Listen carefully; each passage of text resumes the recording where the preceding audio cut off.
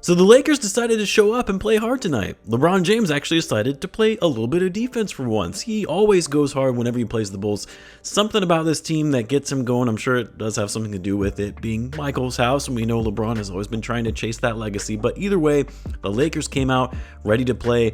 A team that has actually struggled a bit since LeBron returned to the lineup, and obviously they've been without Austin Reeves, but they have played well thus far on their current road trip. Bulls actually fought through this game pretty well though. Could have easily been one of those games where they just hang their heads and quit at halftime, but they pushed through, kept the game within reach to the end.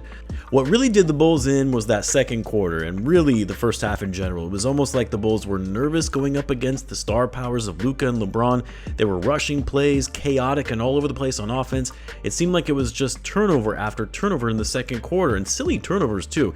Vucevic arguing with the refs and missing a pass from Giddey, slow, lazy passes that were easily picked off by the Lakers, poor handles where they would just lose the ball out of bounds, and all those turnovers enabled the Lakers to open up a 20-point lead in the first half. 15 turnovers for the Bulls, most of those coming in the second quarter, when the Lakers scored 23 points in total off said turnovers. The Bulls were able to bring it right back though, coming out of the locker room at halftime, cutting the lead down to 1. They settled themselves down a bit, started taking better care of the ball, taking better shots. They brought themselves right back into the game, even had a few opportunities to take the lead, but then the Lakers responded with a run of their own, and the Bulls were suddenly back down by 15 points again at the end of the third quarter.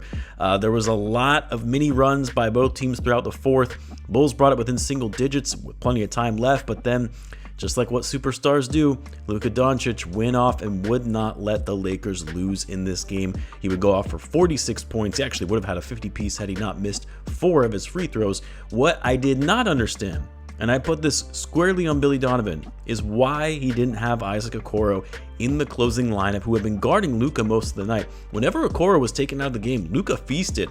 I would try guarding him for a bit, wasn't enough. Modest was on him a few times. He was still hitting step back threes. Like, yeah, Luka is going to be Luka, and sometimes there's just nothing he can do about it. But how do you not have your best defender in the fourth quarter on him to at least try and limit his ability to score? That just made no sense to me. It's not like Okoro was having a bad game either, where he was a disaster on offense. He was actually a plus 10 when he was on the court, which was a team high, by the way. Meanwhile, you have Patrick Williams in there, minus 22, Ayo minus 14, Giddey a minus 23. Just a brutal call by Billy Donovan. It is games like this, though, where you really miss Trey Jones and needing his IQ in the fourth quarter, and not even just the fourth quarter, but throughout the game. Giddey was better in this game than he was in the last one. He did still come off the bench. I guess he's still on a minutes restriction. Not sure how long that's going to last, as it's been his third game since he's been back in the lineup now. But Giddey has still struggled a bit to find his rhythm offensively, some bad turnovers, struggled with his shooting. He still managed to put up 19 points on 6 for 14 shooting, 3 for 8 from 3, 6 rebounds, and 7 assists. Gonna give Giddey some time to ramp back up from that injury, although he was great in that first game back where it seemed like he didn't even miss a beat, which is why these last 2 games have been a bit odd in terms of his overall performance.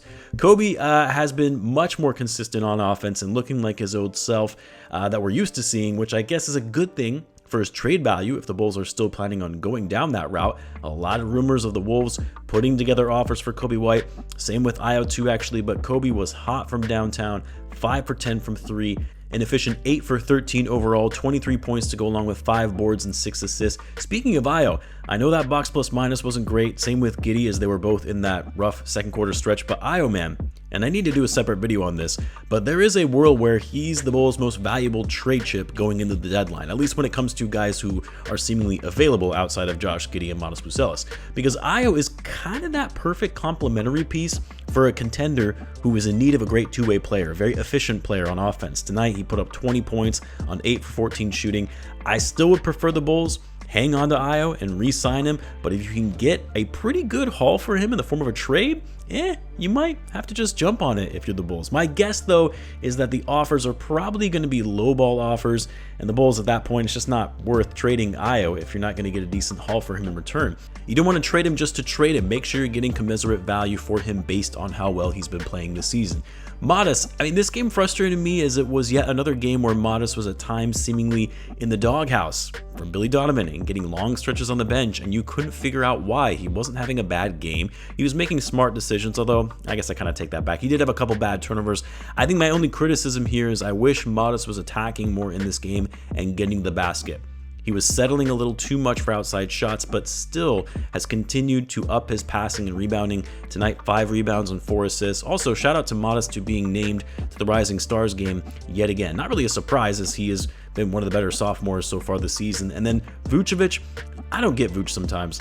Like, sure, from a box score perspective, it looked like he had a decent game, 18 points, 11 rebounds, 5 assists, shot 60%, but he kept having all these mental lapses where he would get frustrated by not getting the foul calls he was looking for, and then would commit frustration fouls.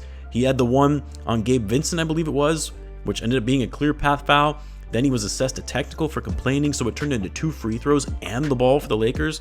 I mentioned the pass by Giddey to Vooch, who was complaining to the refs and he wasn't paying attention when the pass was coming right for him. Like, bro, you're the oldest guy on this team. You're supposed to be setting an example. You're supposed to be the guy who comes in and pulls the young fellas away when they're arguing with the refs. Instead, you've got the young guys trying to separate you from the refs. I don't know. I still think Vooch gets way more hate from fans than he deserves, but stuff like this where he gets frustrated, lashes out, hangs his head because he's not getting his way is just maddening to me. Anyway, the Bulls fall back to 500 after going above 500 for the first time since November. That said, the Magic are still free falling. They lost again tonight, as did the Sixers, so the Bulls are still only 1.5 games back of the 6th seed. They've got 3 straight games against the Heat later this week. One of those games was the makeup for the postponed game due to the slippery court conditions. The Heat are just 1.5 games ahead of the Bulls right now, so they could make up some ground there in those 3 games. They got the Pacers on Wednesday, which you would think would be an easy game, but the Bulls have already lost to that team twice this season. Big rest of the week, though, for the Bulls. Let's see where they'll sit in the standings by the end of it. In the meantime, guys, let me know your thoughts on tonight's game. Let me know in the comments. As always, be sure to subscribe, and I will see you in the next one.